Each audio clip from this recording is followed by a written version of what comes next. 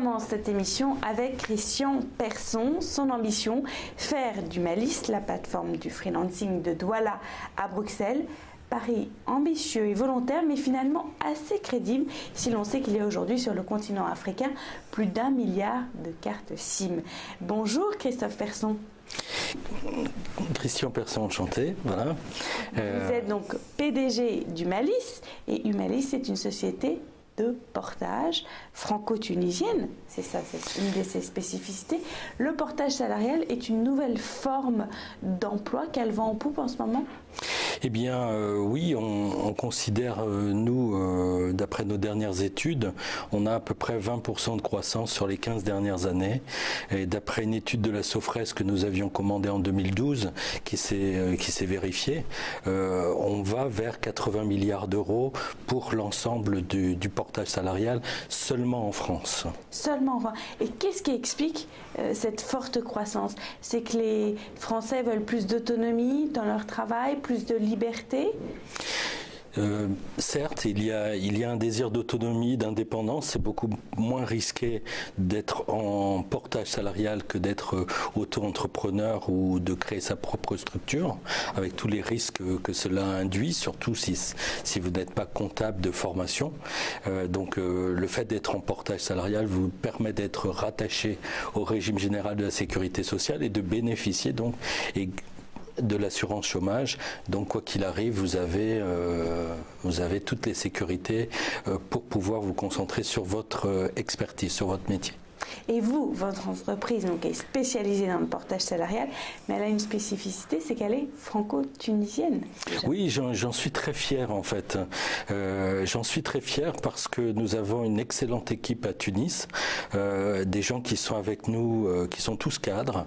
Ils sont plus d'une vingtaine, une dizaine d'ingénieurs, une dizaine de gestionnaires. J'ai également 30 personnes à Lomé au Togo, puisque je suis l'actionnaire majoritaire de Africa Top Sport, Africa Top Success, et le premier média sur le foot féminin, c'est Cœur de Foot, qui nous appartient. Donc l'ensemble du groupe Humalis, c'est presque 200 salariés, en comptant les salariés portés et les permanents, et on a une visibilité auprès de 15 millions de personnes qui viennent sur nos sites, qui viennent lire nos articles, donc entre le Cameroun, donc c'est pour ça que je dis Douala, et puis Bruxelles, la Belgique, donc tout ce vaste ensemble francophone qui est notre potentiel marché. C'est énorme, c'est très large. Oui, mais on est à l'époque du numérique, donc il n'y a pas de... Vous avez cité 1 milliard de cartes SIM sur le continent africain. Orange, qu'on peut citer, est un des géants français qui est le plus investi sur l'ensemble du continent africain, qui soutient la Coupe d'Afrique des Nations. Nous, avec le portage salarial, nous avons l'ambition d'offrir des services à partir d'une plateforme accessible par Internet, une plateforme qui permettra à tout un chacun de créer son activité dans toutes les conditions de sécurité et de confort. Il y a une autre spécificité que je voudrais souligner de votre entreprise, au-delà du fait qu'elle soit franco-tunisienne, c'est qu'elle est cotée en bourse et c'est le seul acteur donc, du portage qui est coté. Alors il y a un autre concurrent, on peut citer, c'est une très belle société aussi, freelance.com, qui est cotée en bourse, qui pèse environ 120 millions d'euros de chiffre d'affaires. Bon, Humalis c'est plus petit, on fait à peine 10 millions. Simplement, moi j'ai commencé 15 ans plus tard et j'étais moi-même chômeur. Donc, oui, vous avez commencé en 2008, c'est ça? J'ai créé en décembre 2008, j'ai été lauréat d'un réseau pour la création d'entreprise. Suite à ça, donc j'étais tout seul chez moi. J'ai eu, je me rappelle, j'avais 1500 euros d'allocation de chômage et je versais à 10 personnes un salaire supérieur à 4000 euros. Donc c'était moi le plus précaire dans l'ensemble de mon entreprise. Donc depuis lors, on a facturé plus de 50 millions d'euros. Et donc, j'aimerais que ce soit beaucoup plus rapide et je pense que si ça va pas aussi vite que je le voudrais, c'est souvent parce que c'est pas facile d'apprendre le métier d'entrepreneur et c'est ce temps d'apprentissage, donc c'est moi le premier qui suis la cause d'une certaine lenteur. Le marché, lui, il nous est extrêmement favorable. Oui, le marché, le gouvernement a plutôt envie d'aller dans ce sens-là, de favoriser le portage salarial. C'est quoi exactement la différence entre partage salarial finalement et entrepreneur? Pourquoi les chefs d'entreprise veulent-ils plutôt faire du portage salarial plutôt que d'être simplement entrepreneur? En fait, nous, on se situe, nous, entreprise de portage salarial, un petit peu dans une zone grise entre le chômage, je n'ai pas de travail, et parfois beaucoup de salariés français qui ont trop de travail et qui en sont malades parce qu'ils en ont trop.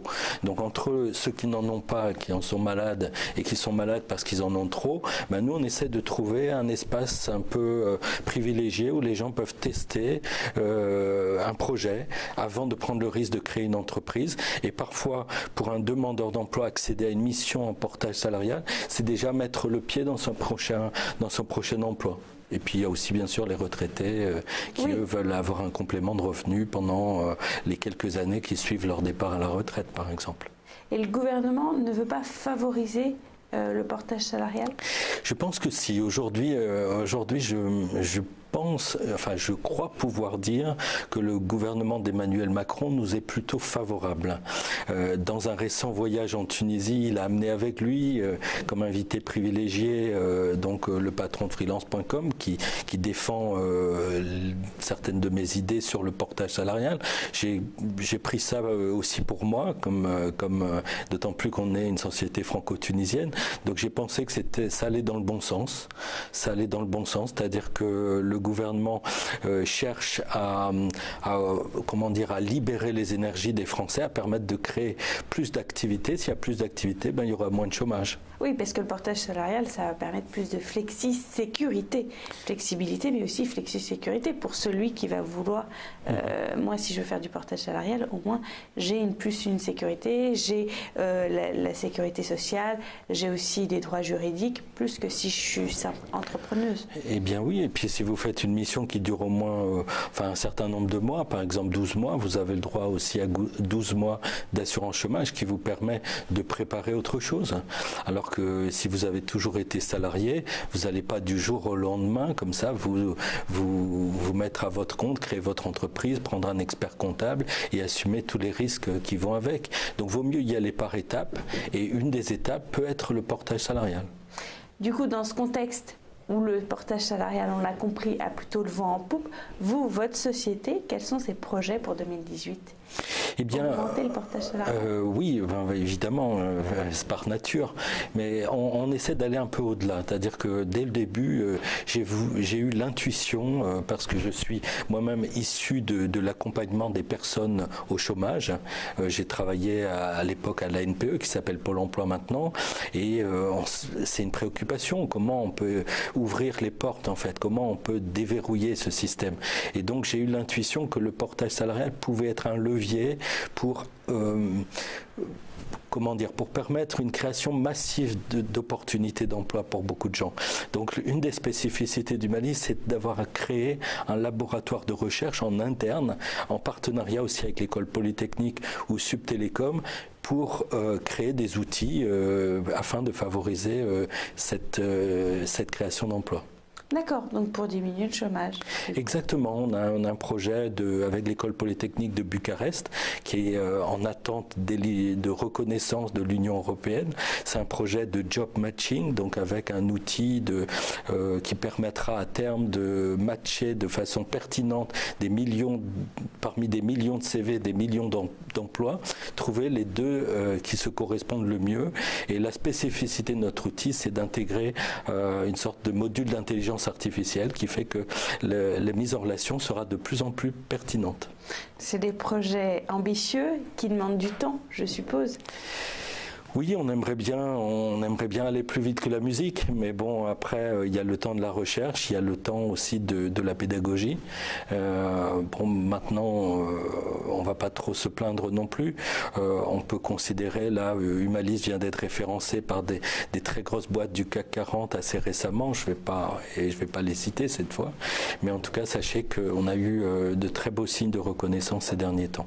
Et est-ce que vous avez des projets de rachat, de racheter vos concurrents ou pas, de grossir encore plus?